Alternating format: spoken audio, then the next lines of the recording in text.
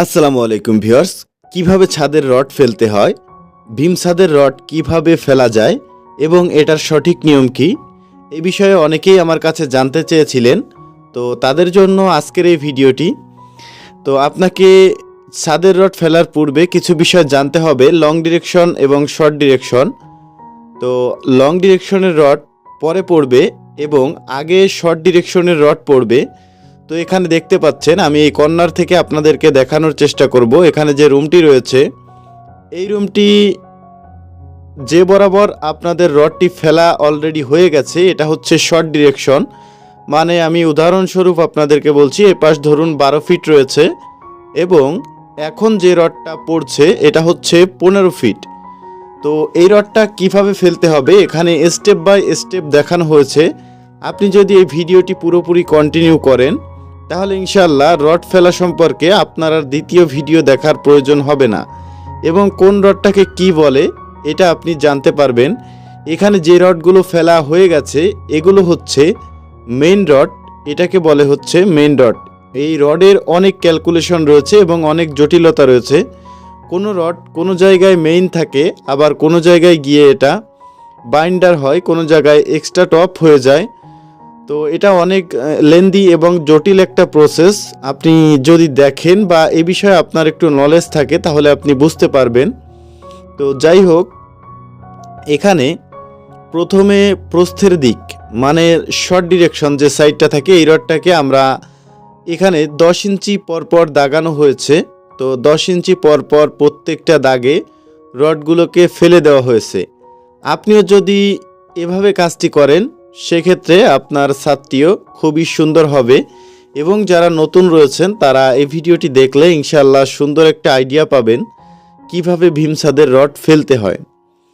তো ভীম ছাদের রড ফেলার আগে ভীমটাকেও সেম রড যেই বরাবর হবে শর্ট ডিরেকশনের ভীমটাকে আগে ফেলে নিতে হবে এবং তার উপরে লং ডিরেকশনের রডটা বাঁধবে বা যে সাইডে জায়গাটা কম রয়েছে সেই সাইডের ভীমটাকে আগে বাঁধতে হবে এবং এর উপরে যে সাইডটা লম্বা রয়েছে সেই সাইডের ভীমটাকে বাঁধতে হবে।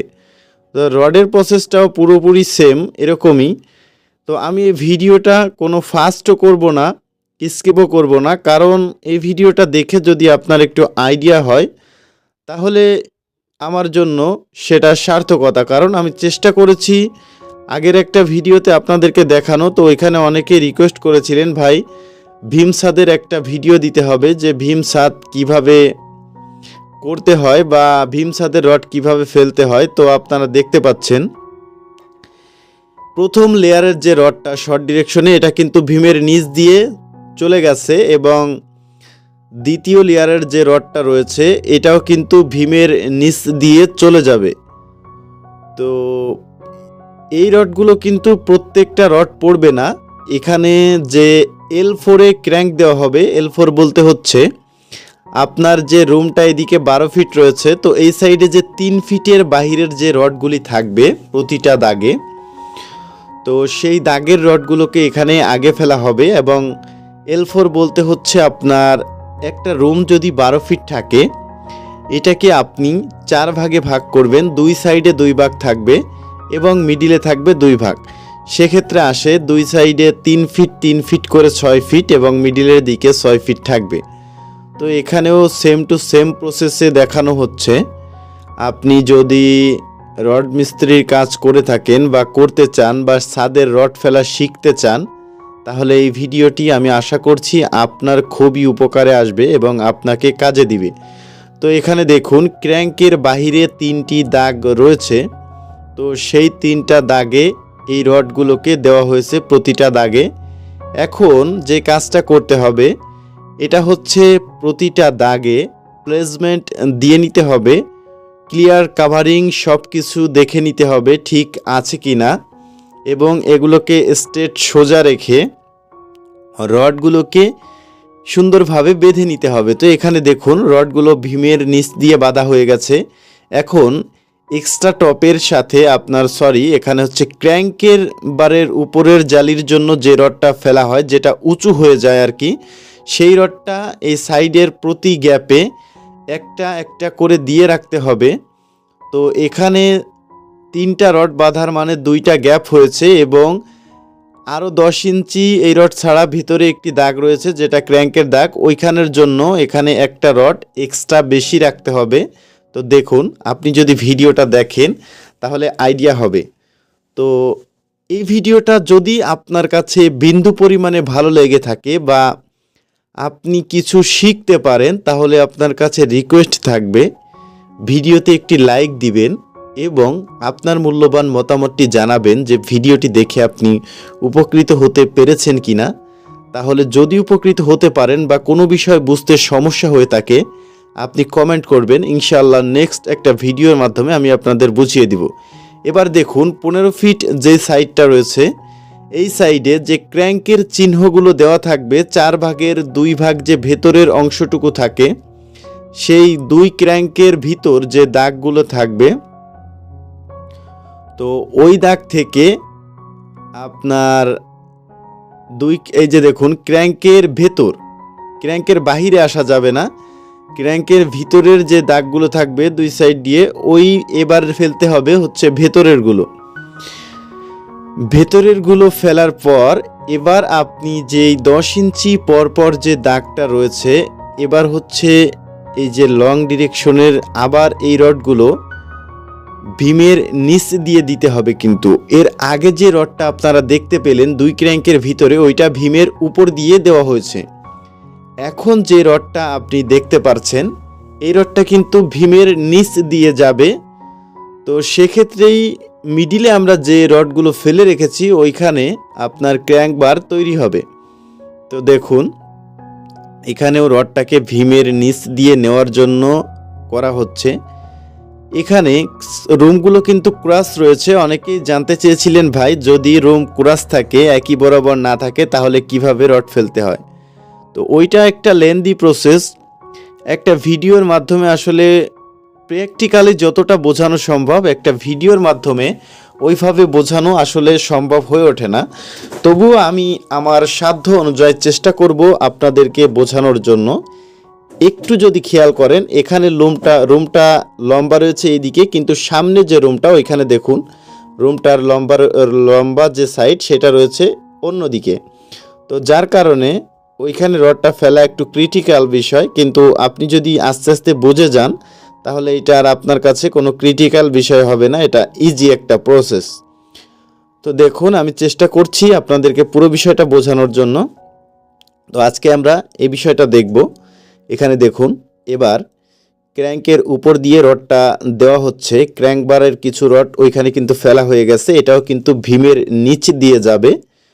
তো এখানে এই রড বা আপনারা যদি সিঁড়ি নিয়ে কোনো ভিডিও দেখতে চান যে সিঁড়ি কিভাবে করা হয় বা কিভাবে করলে ভালো হবে এ বিষয়টা জানতে চাইলে আপনি কমেন্ট করতে পারেন। আমি সিঁড়ি নিয়েও আপনাদের জন্য ভিডিও তৈরি করব যে একটা সিঁড়ি আসলে কিভাবে তৈরি করতে হয় বা কিভাবে তৈরি করা যায়।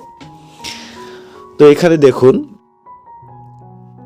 একটা রড ঢুকিয়ে দেখানো হয়েছে। তো আপনি এখানে যে দাগটা দিবেন 10 ইঞ্চি পর প্রতিটা দাগে এখন আপনাকে রডটাকে দিয়ে দিতে হবে। তো এটা যদি আপনি দেওয়ার পর আপনাকে কি কাজ করতে হবে সেটা আমি অবশ্যই দেখাবো। তো আপনি ভিডিওটি কন্টিনিউ করতে থাকেন, ইনশাআল্লাহ আপনার উপকারে আসবে এই ভিডিওটি দেখার মাধ্যমে। যেহেতু এটি একটি ভীম ছাদ, তো এটা যদি আপনি বুঝতে পারেন তাহলে ইনশাআল্লাহ আপনার জন্য ভালো হবে। তো আলহামদুলিল্লাহ আমি মোটামুটি এ বিষয়ে নলেজ অর্জন করতে পেরেছি বা এ বিষয়ে আমার ধারণা রয়েছে, এজন্য কোনো বিষয়টাই আমার কাছে জটিল মনে হয় না বা ক্রিটিক্যাল মনে হয় না।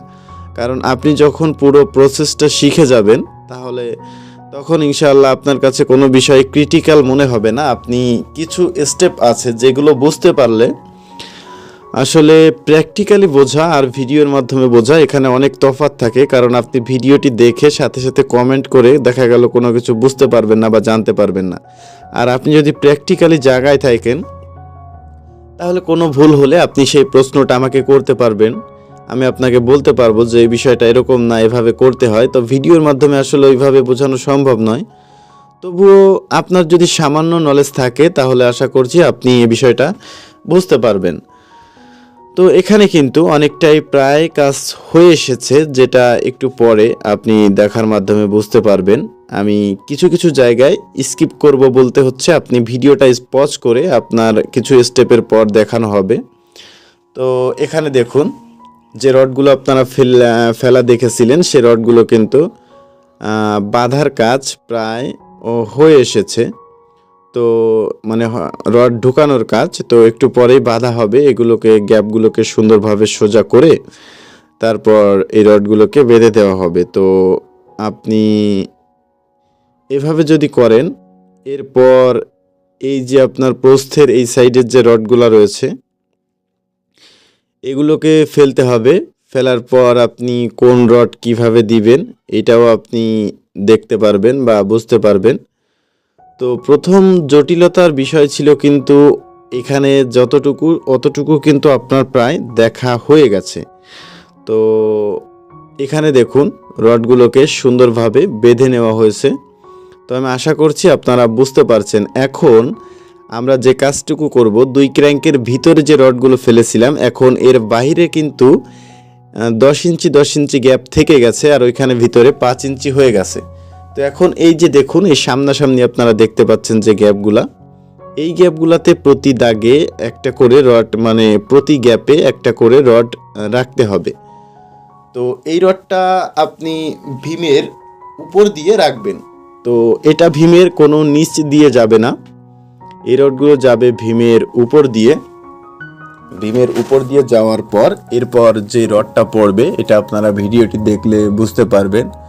তো আমি ভিডিওর শুরুর দিকে নয়, মিডিলের দিকে একটা কথা আপনাদের বলেছিলাম, এই ভিডিও থেকে আপনি যদি কিছু শিখতে পারেন তাহলে আপনি ভিডিওতে একটা লাইক করবেন। কারণ আপনি যদি লাইক করেন তাহলে আপনি যে এটা শিখতে পেরেছেন আরও এক ভাই এই ভিডিওটা দেখার মাধ্যমে কিছুটা হলেও শিখতে পারবে, যেটা তার পরবর্তীতে কাজে আসবে বা উপকারে আসবে। তো দেখুন এই যে রডগুলোকে ফেলা হয়েছে এবং এর পরের যে রডটা পড়বে এটাও আপনারা দেখতে পারবেন, এই ভিডিওতেই দেখানো হবে আপনাদেরকে। তো যাই হোক, আমি চেষ্টা করেছি আমার মতো করে আপনাদেরকে পুরো বিষয়টা বোঝানোর। তো ক্র্যাঙ্ক টানা বাদে আমি পুরো বিষয়টাই আপনাদেরকে দেখিয়ে দিব। তো এই যে দেখুন এর পরবর্তীতে ওই রড ফেলার পর এটা হচ্ছে ফেলে দিলে ছাদটাই পুরাপুরি ছাদ ফেলার কাজ হয়ে গেল, রড ফেলার। এর পরবর্তী কাজ আশা করছি আপনার একটু নলেজ থাকলে আপনি বুঝতে পারবেন, ক্র্যাঙ্ক টেনে কিছু এক্সট্রা টপ দিতে হবে। তো এই ছিল আজকের মতো ভিডিওটি ভালো লাগলে চ্যানেলটি সাবস্ক্রাইব করতে পারেন। সবাই ভালো থাকবেন। আসসালামু আলাইকুম।